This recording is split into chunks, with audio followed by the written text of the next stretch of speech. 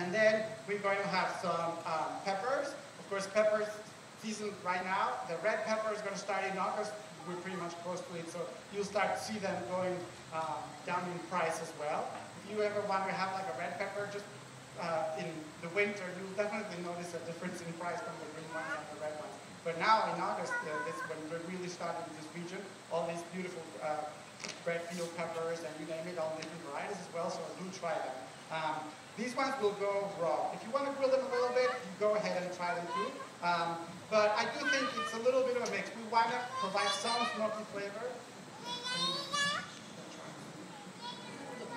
We're going to wait a little longer. The grill is not quite hot. But yeah, so we want to make a balance. Not everything grilled, or everything grilled almost like a cooked gazpacho. So the peppers, and you can play with the colors. The yellow peppers are also beautiful, but these ones will do very well.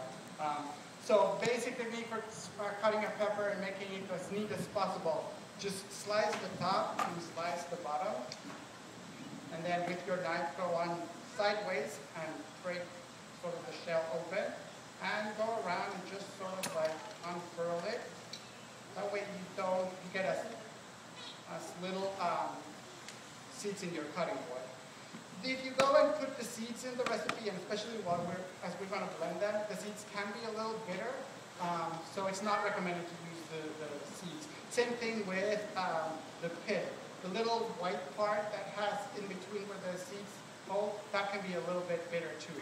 So it's also a nice thing to just remove them lightly with your knife. And everyone has sharp knives, right? At their kitchen. That's the one that if you have a high risk of cutting yourself if you have a blunt knife.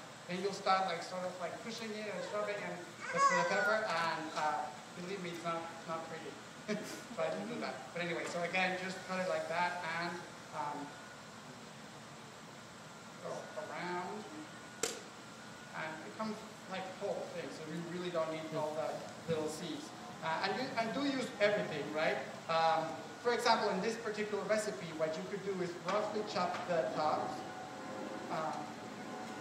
and you're going to mix them with the rest of the ingredients that are going to go in the blender.